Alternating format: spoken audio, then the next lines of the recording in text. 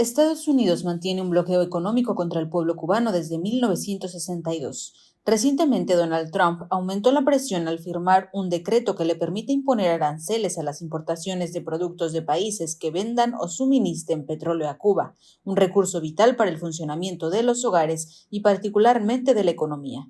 ¿Qué explica este acoso en contra de un pueblo pacífico que no representa ninguna amenaza para Estados Unidos? ¿Cómo están enfrentando el gobierno y el pueblo esta nueva embestida? Estoy más en lo marginal en el centro. Hoy en Lo Marginal en el Centro hablamos acerca del futuro de Cuba y de la situación de Cuba por la profundización del bloqueo contra la isla, del bloqueo económico contra la isla. Estados Unidos ha mantenido un bloqueo económico contra el pueblo cubano prácticamente desde 1962, pero la semana pasada Donald Trump, el presidente de Estados Unidos, aumentó su presión al firmar un decreto que le permite imponer aranceles a las importaciones de productos de países que vendan o suministren petróleo a Cuba, un recurso de vital importancia para el funcionamiento de los hogares y particularmente para la economía. Desde luego que la abusiva toma del petróleo, más bien luego de la abusiva toma del petróleo venezolano por Estados Unidos, Donald Trump está empleando todo su poder para estrangular más todavía, si cabe, económicamente a Cuba. Para discutir esta cuestión, están con nosotros Ricardo Domínguez Guadarrama. Él es doctor en estudios latinoamericanos por la UNAM, es investigador titular a de tiempo completo en la Coordinación de Humanidades de la UNAM, miembro del Sistema Nacional de Investigadores Nivel 2. Sus temas de interés son la migración irregular en México, las relaciones interlatinoamericanas y la soberanía y la seguridad nacional. Ricardo, doctor Ricardo, gracias por estar con nosotros hoy en Lo Marginal en el Centro. Muchas gracias por la invitación, Aquiles. Un placer. No, el placer es nuestro. Y también nos acompaña Julio Diego Sendejas Máximo.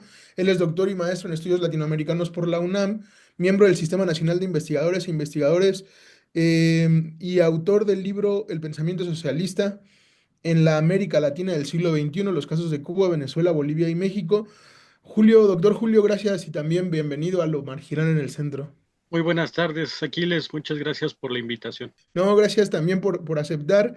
Bienvenidas también todas y todos a Lo Marginal en el Centro, a los que están sintonizando el programa por el Facebook Live de Canal 6. Bienvenidas y bienvenidos a Lo Marginal en el Centro. Decía en un artículo reciente publicado por la revista Nueva Sociedad, em, el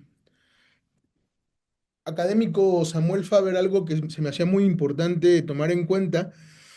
Él comenzaba un artículo diciendo que la situación de Cuba se agrava día a día y que Cuba se encuentra quizá en el momento más difícil desde enero de 1959 a raíz del, digamos, expansionismo imperialista norteamericano.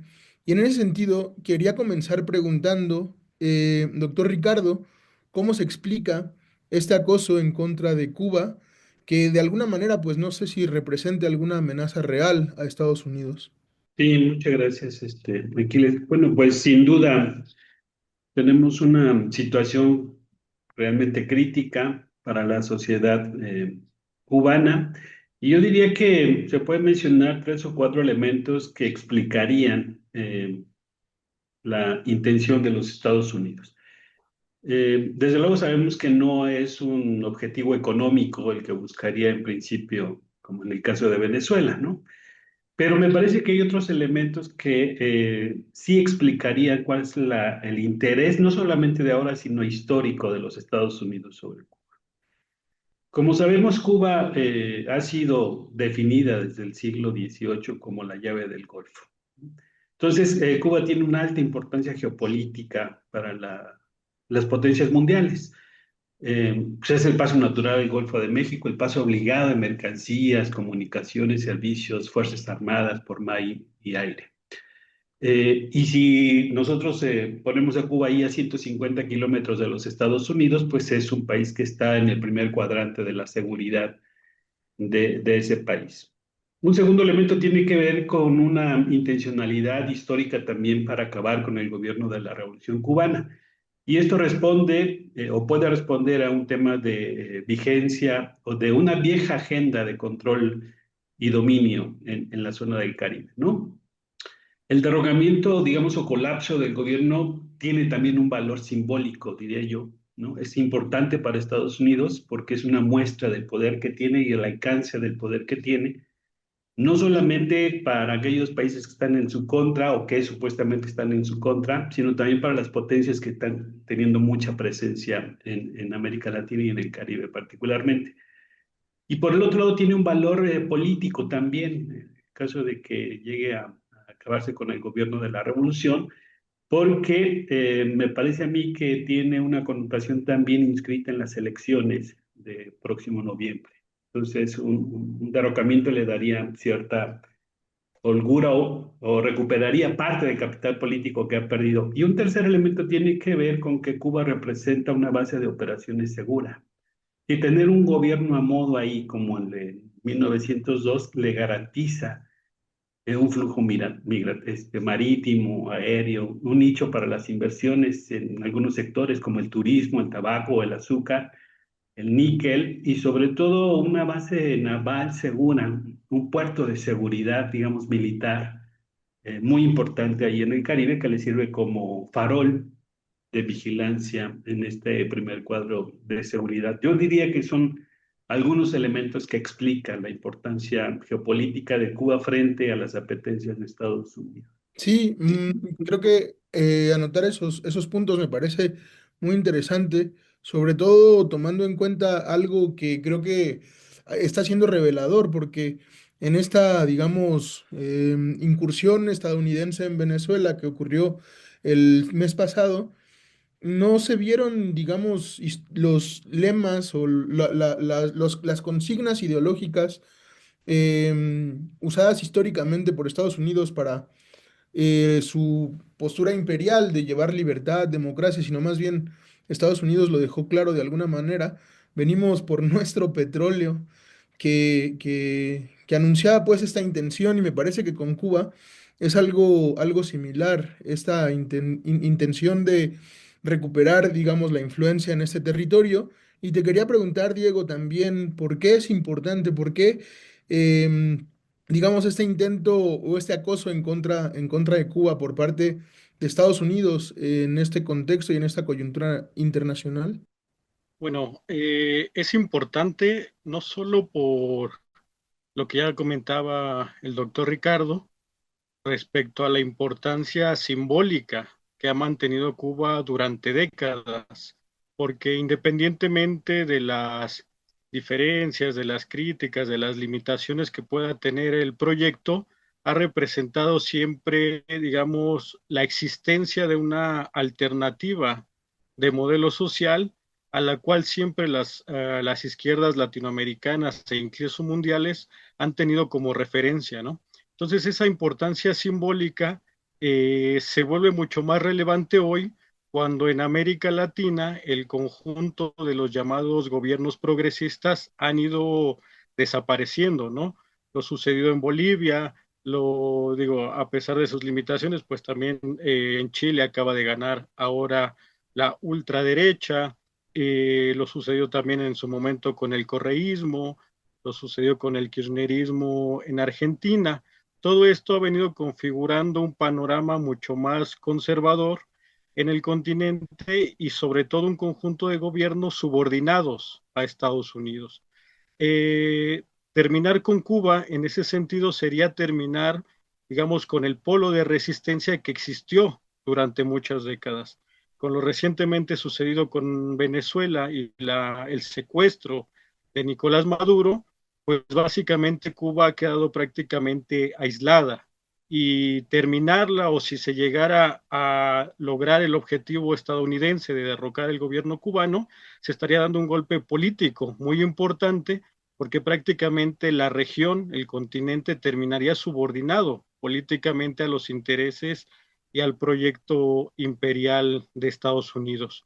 Y en este punto quisiera agregar solamente a lo que decía el doctor Ricardo, que también lo que está en el fondo del proceso de agresividad ante Cuba no solo son todo lo ya mencionado por él de este proyecto histórico de derrotar a Cuba, sino también la necesidad estadounidense frente a la presencia creciente de China en el continente, ¿no? Entonces, en el fondo, lo que está es la necesidad de Estados Unidos de que China, de que Rusia no tengan presencia ni económica ni militar. Y Cuba es un país que mantiene relaciones con estos dos países, ¿no? Entonces, al expulsarlo y al derrotar a este gobierno, lo que estaría básicamente es dándole el puntapié a la presencia china y rusa en el continente, porque lo que está en el fondo detrás del incremento de la agresividad es la necesidad de Estados Unidos de controlar lo que ellos consideran su zona natural de influencia frente a esta disputa geopolítica que estamos viviendo actualmente, ¿no? Eso es lo que ha llevado al incremento de esta agresividad. Sí, desde luego creo que hay muchas cosas muy importantes que se han tocado en este intento de Estados Unidos, digamos, de expandir sus políticas, sobre todo pues Cuba como el blanco, la diana de este proyecto pues imperialista y sumamente desigual. Cuba es una isla de 11 millones de habitantes y con una economía muy mermada, que además tras lo que ocurrió en Venezuela, pues tuvo consecuencias muy importantes, sobre todo en lo tocante a la economía. Hoy veía que por lo menos la Universidad de La Habana cerraba sus actividades durante un mes ante la falta ante el debacle enérgico existente en la isla. Le quería preguntar, doctor Ricardo, ¿qué significa este intento de, digamos, o estas nuevas prohibiciones para la economía cubana, para la vida de la gente de la isla? Y el bloqueo económico, cómo, digamos, puede incidir de manera más directa en la vida de la gente de a pie, de los cubanos de a pie. Bueno, sin duda, la situación de la población de Cuba, pues ha estado precarizada los últimos años, ¿no? Y ahora pues se va a ver mucho más afectada. No solamente cerró la universidad, sino que también las clases se van a limitar a 4 días. Va a haber solamente algún combustible para transporte muy necesario del gobierno. Entonces, son medidas de una economía de guerra. Eso es lo que ha anunciado también el gobierno, que tampoco es nueva, pero sin embargo quiero decir, no quiero agravar la situación, pero me parece que hay elementos que incluso no se vivieron en la primera etapa del 91-93 con el periodo especial, ¿no? Hoy tenemos, digamos, algunas cuestiones que se suman. Por ejemplo, el hecho de que la ley Torricelli y la ley Helms-Burton, ¿no? Ustedes recordarán, pues ese bloqueo, ¿no? La internacionalización del bloqueo económico, pero no contenía un bloqueo directo en contra del petróleo, ¿no? La muestra, hay muchas evidencias, México le vendió petróleo, ya sea directo o indirectamente a Cuba, etcétera. Esta vez yo creo que lo diferente es que pone énfasis en el petróleo y es un recurso pues necesario para la existencia de la economía cubana, ¿no? Ahorita menciono algunos datos sobre esto, pero hay un elemento también que puede tensionar la situación social en Cuba y es que además de esta falta de petróleo, estrangulamiento del energético, pues hoy no está la figura de Fidel Castro, no está la figura de los viejos revolucionarios, los que hicieron la revolución. Y ese es un tema, me parece, que puede impactar en el gobierno actual para saber cómo sortear, digamos, las manifestaciones sociales o el descontento social que desde luego es evidente, ¿no? Raúl Castro está ahí, tiene 94 años, es difícil que salga. Eh, no descalifico que lo vaya a hacer, pero va a ser complicado que salga para reivindicar alguna posición fuerte de la sociedad cubana, ¿no? Y por el otro lado, a diferencia de los años 90, Cuba y la población cubana tenía, me parece, el recuerdo todavía de la etapa dorada de la revolución, que más o menos a finales de los 70 y a principios de los 80. Entonces viene la crisis de los 90 y entonces el discurso es que esto es pasajero y vamos a regresar a los cánones anteriores. A diferencia de ahora, ya no hay un referente del pasado que pueda utilizarse como elemento de discurso, ¿no?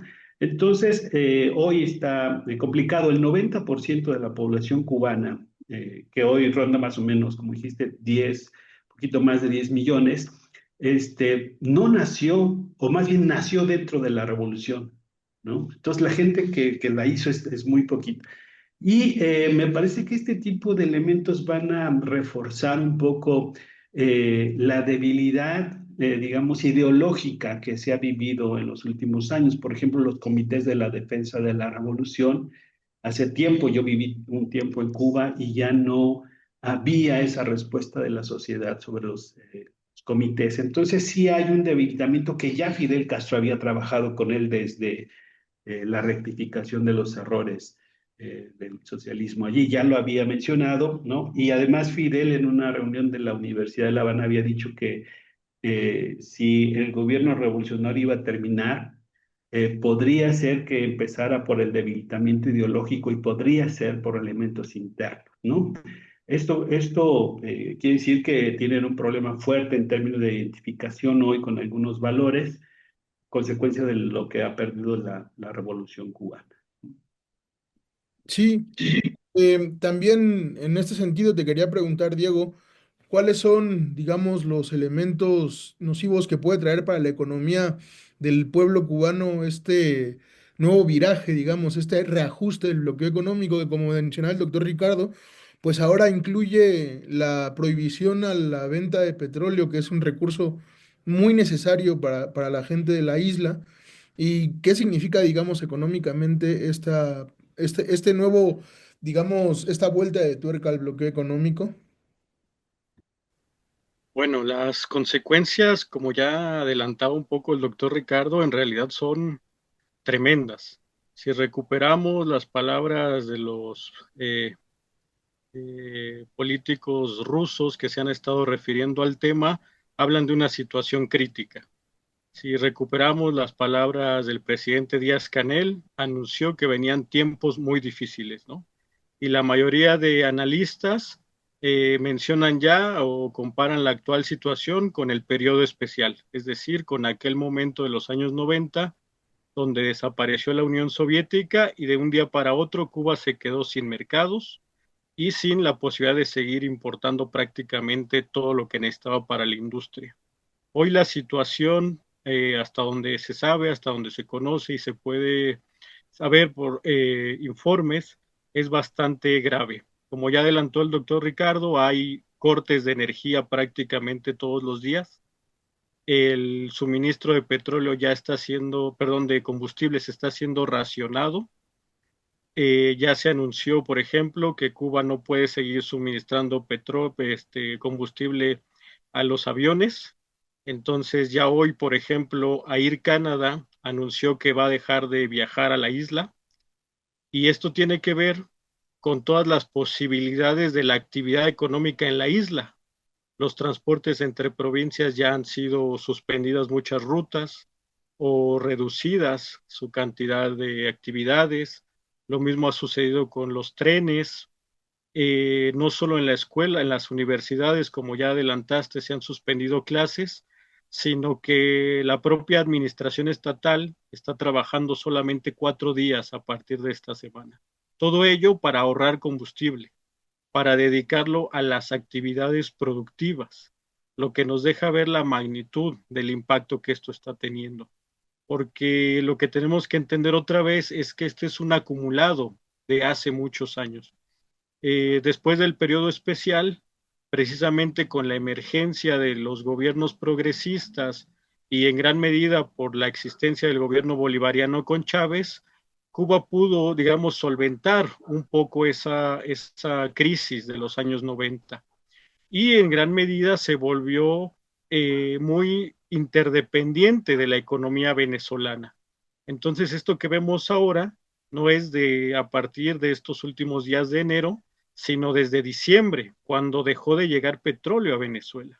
Es decir, no empezó con la orden ejecutiva de Trump, sino desde diciembre, a lo que tenemos que agregar que por lo menos desde la pandemia, el flujo de turistas se redujo considerablemente, que es uno de los principales ingresos con los que Cuba obtiene y compra las mercancías en el extranjero. Entonces, todo esto ha venido acumulándose y efectivamente, como bien mencionas, eh, la orden ejecutiva viene a ser un apretón más al cuello de la sociedad cubana tratando de estrangularla por todos los medios, sumándose a décadas de bloqueo económico, ¿no? Tenemos que entender que si bien durante la existencia de la URSS la situación económica pudo ser llevada adelante, nunca ha dejado de existir el bloqueo desde los años 60, ¿no? Entonces tenemos que entender que es una política continuada que hoy en las actuales condiciones se ha agudizado todavía más y la situación es verdaderamente crítica. Se han empezado ya a tomar algunas medidas, pero la situación no parece favorable en la medida en que no parece haber posibilidades inmediatas de resolver el abasto del petróleo. Es una economía que en su producción de energía eléctrica y en muchas de las ramas industriales necesita del petróleo, ¿no? Entonces, estamos realmente en una situación crítica que, insisto, algunos llaman ya de un periodo, de un segundo periodo especial, ¿no? Sí, creo que es, bueno, bastante desalentador oír y leer, pues, muchas cosas sobre lo que está ocurriendo en la isla, sobre todo, pues, las dificultades económicas y las dificultades, pues, sociales de toda la gente que vive en Cuba. Y creo que, pues, sí es importante, pues, de alguna manera, reivindicar en cierta medida, pues también una resistencia importante de los cubanos y las cubanas que pues han resistido históricamente todo este proceso de manera pues casi heroica. Y en ese sentido le quería preguntar, doctor Ricardo, ¿cómo está el gobierno y el pueblo cubano pues resistiendo estos embates del bloqueo criminal de Estados Unidos ante pues sí la dignidad y la vida de todos estos sujetos políticos que están padeciendo pues estas decisiones que son decisiones que vienen pues de muy arriba y que son decisiones pues sí criminales contra la vida de las personas de la isla? Sí, voy a sonar quizá un poco contradictorio, pero sí tengo interés en rescatar algunas cosas que me parece tienen que ser reconocidas hoy, a pesar de este panorama muy crítico. Lo primero es que me parece que el gobierno de Cuba lo que está haciendo también es contrarrestar la imagen de colapso que la prensa y el gobierno de Estados Unidos está difundiendo, ¿no? Eso es un tema muy importante que está atacando el gobierno cubano por medio de apoyos que está recibiendo, etcétera. Luego, lo otro hay que reconocer que en realidad Cuba produce el 40% del petróleo que necesita. Cuba es una economía chiquitita que necesita alrededor de 100,000 barriles de petróleo diarios, ¿no? Ellos producen 40%. Entonces, eso también hay que tenerlo ahí para hacer, digamos, un buen análisis, ¿no? Cuba, por el otro lado, necesita casi 3.500 megawatts al día para funcionar.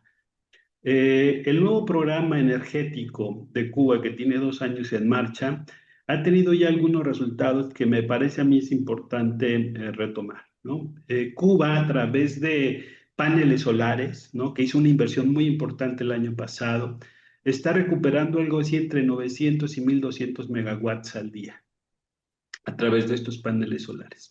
Por el otro lado, algunas composturas de las termoeléctricas, que son las que se encargan de repartir la electricidad, pues han recuperado su capacidad, pero no todas. Hay algunas que siguen rotas, pero eso le ha dado también al gobierno capacidad de creación y de tener ahí la energía. Por ejemplo, ¿no?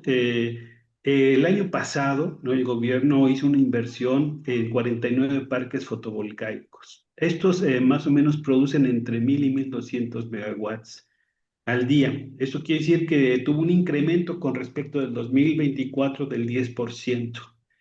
Esto es interesante porque en realidad Cuba está generando electricidad y otro dato interesante es que cerca de 21,000 casas, policlínicos, oficinas se van a colocar lo que nosotros conocemos como paneles solares este año. Entonces el gobierno está invirtiendo en eso.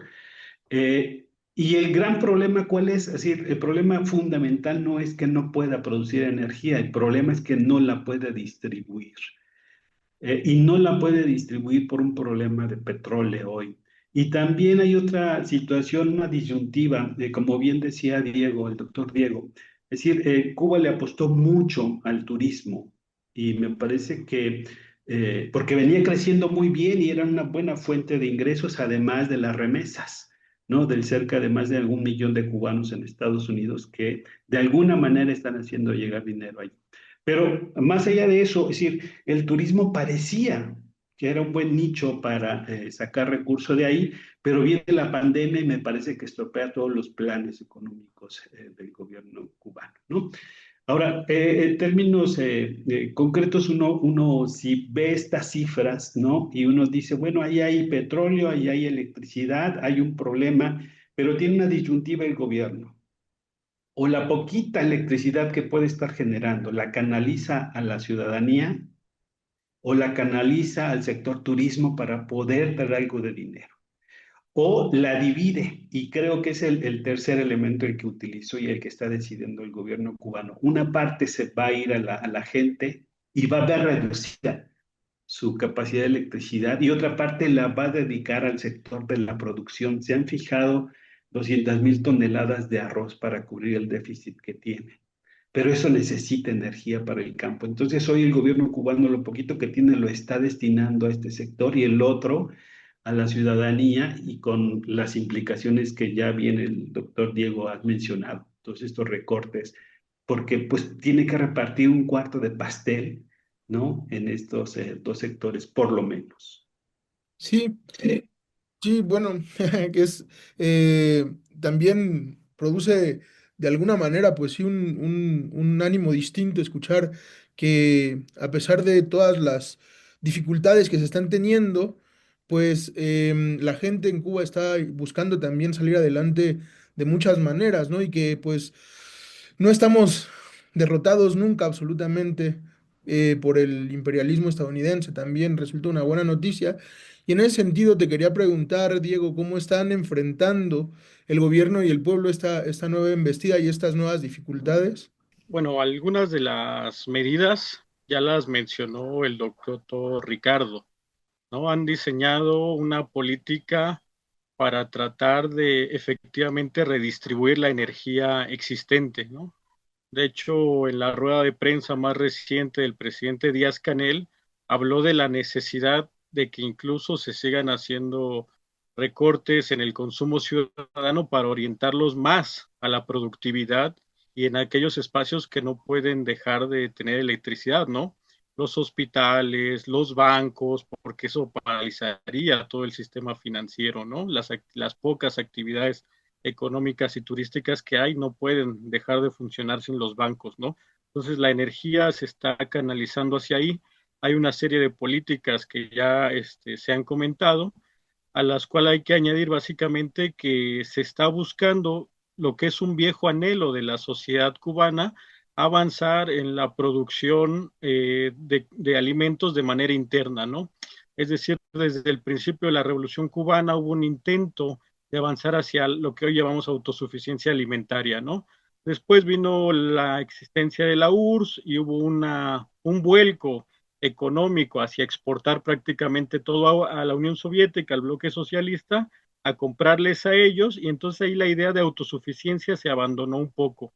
Pero a raíz del periodo especial y en políticas posteriores se empezó a retomar esta idea. Desgraciadamente, la coyuntura económica de crisis desde los años 90 ha dificultado esas posibilidades, junto con otros problemas de las políticas internas, de las contradicciones de las propias reformas económicas del modelo, pero hoy una de las cosas de las que se habla es eso, de recuperar y avanzar todo lo posible en cuanto a la soberanía alimentaria y la producción de electricidad a través de energías renovables, ¿no? Un poco ya lo adelantó el doctor Ricardo, a través de estas energías solares, pero también eólicas y otro tipo de alternativas que se están investigando y que se vienen trabajando hace años. Todas esas políticas de alternativas energéticas, desgraciadamente, también se vieron un poco estancadas por el exceso de petróleo que se recibía de Venezuela, por decirlo de alguna manera. Ese petróleo que se recibía, evidentemente, tuvo un impacto muy positivo en la economía cubana, pero al mismo tiempo detuvo muchos de estos procesos de virar hacia energías alternativas. Entonces, hoy se está tratando de recuperar eso para ser menos dependiente del petróleo y se está tratando de avanzar en la soberanía alimentaria. Desgraciadamente, políticas como estas, pues no son inmediatas, sino que requieren plazos por lo menos medianos, ¿no? Y otros mucho más de largo plazo para consolidar infraestructuras, recursos, procesos. Eso desde el punto de vista económico. Desde el punto de vista político, se han visto noticias, se han hecho los llamados, hemos visto las imágenes. El mando del gobierno cubano ha llamado a la necesidad de prepararse militarmente, ¿no? Si bien ellos dicen no estamos en un estado de guerra, pero nos estamos preparando por si se llega a esa situación. Entonces, junto a las medidas económicas que se vienen tomando, también están preparándose militarmente por si se llegara a dar el caso, ¿no? Y eso evidentemente también requiere consumo de petróleo, de electricidad, de recursos, ¿no? Lo que agrava otra vez la situación. Y el otro elemento importante desde el punto de vista político que sí quisiera retomar de lo dicho por el doctor Ricardo, es que la gran diferencia con los años 90, desde el punto de vista del consenso social y del apoyo, es que las generaciones que vivieron el periodo especial no son las mismas generaciones de ahora, ¿no? Es decir, hay también un cambio generacional donde desgraciadamente muchos de los jóvenes que nacieron a partir de los años 90 o de los adultos solamente han vivido una situación de crisis, ¿no? Y eso, desgraciadamente, desde el punto de vista político del proyecto, ha mermado un poco el consenso social. Entonces, una de las políticas, digamos, que se está tomando desde el gobierno es tratar de fortalecer la unidad política y la unidad social de la sociedad cubana, ¿no? Y aquí, pues, tenemos que contar con, históricamente, la defensa del pueblo cubano a la soberanía, ¿no? Más allá de la defensa del proyecto socialista, un sentimiento mucho más profundo en el pueblo cubano es la defensa de la independencia y la soberanía que trajo la revolución, ¿no? Y ahí, pues digamos que está por verse cómo se va construyendo en esta difícil situación y en esta agresividad imperialista, vamos viendo cómo se va recomponiendo desde el punto de vista político, ideológico, la sociedad cubana. Si logra fortalecerse esa unidad frente a la agresión o si las décadas de agresividad imperialista y la penetración cultural logran dividir a la sociedad y finalmente impulsar un cambio, ¿no?